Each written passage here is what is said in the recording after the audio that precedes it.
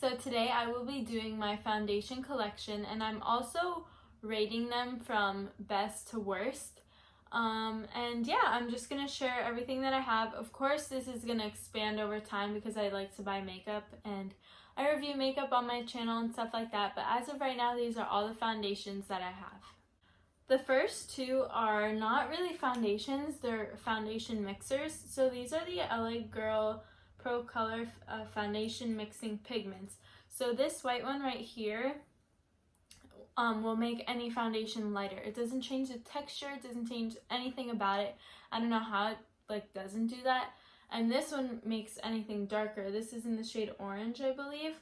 These are fantastic. I love to have these because, your skin changes, within the seasons and stuff like that, and you don't want to buy a million foundations for every single shade that you are. So I think having these as a base is great because you can use your favorite foundation and mix it lighter, mix it darker, whatever you want.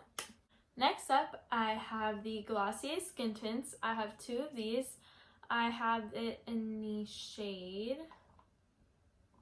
I'm not really sure. It doesn't say. I can't find them. I never can find shade names in my videos.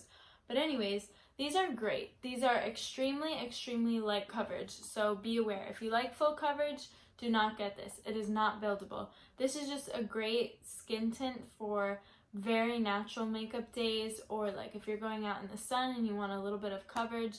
This is fantastic. I just love this. It is a little bit pricey, but it's totally worth it in my opinion. Next up, I have not tried this yet for my Sephora haul. I'm really surprised though, but I want to wait till the right time, I guess, because it's kind of a pricey item.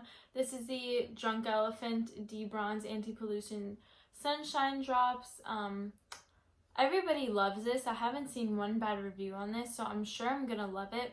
But I just wanted to include it in this because I showed some skin tints, so if you wanted another option, here it is. Next up, I have the Wet n Wild Photo Focus Foundations.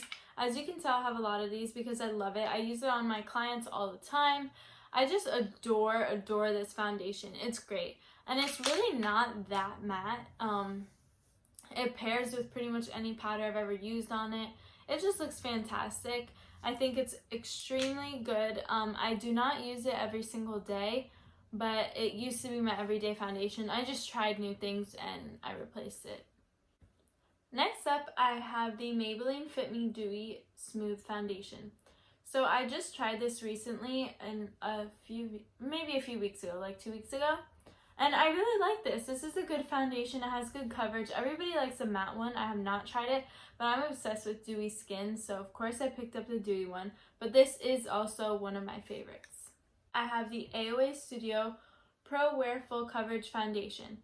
This is the cheapest foundation that I have. It's less than $2 and it's fantastic. I mean, it's full coverage, great, buildable, makes your skin look great, not cakey, doesn't break you out. So if you want a very cheap, inexpensive foundation, go on shopmissa.com and just pick this up for yourself. Next up, I have the CoverGirl Outlast All Day Stay Fabulous 3-in-1 Foundation. This used to be my go-to foundation probably maybe my freshman year of high school. I'm now a sophomore in college.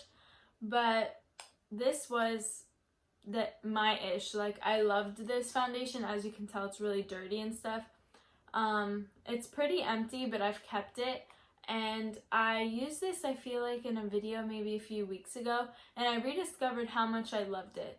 The last two foundations that are in my favorite part of my foundation collection are the L'Oreal Paris Infallible Pro Glow Foundation and the NARS All Day Luminous Weightless Foundation.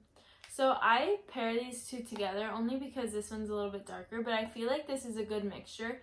It's what I have on my skin today, and this is super, super lightweight, the NARS one, as it says in the name. By itself, it's very lightweight. It's full coverage, but it's buildable, so it's probably medium, and then it builds up to full. This one is probably medium full. But both of these paired together is a dream. Now on to the so-so. Like, I like it, but they're not my favorites, I guess you could say. So the first one is the Makeup Revolution Conceal and Define.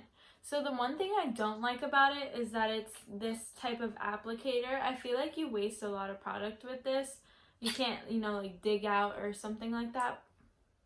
Like, the product. And it's great, a great formula and stuff. I think just the packaging is a little bit of a turnoff to me.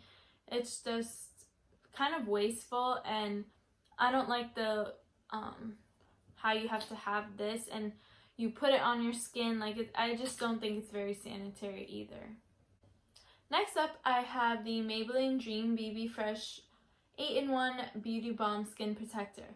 I used to use this a lot. I like this, don't get me wrong. It's in like my medium favorites, but I just like the Glossier Skin Tint just a tad bit better. Obviously this is cheaper, so if you need a cheaper option, get this.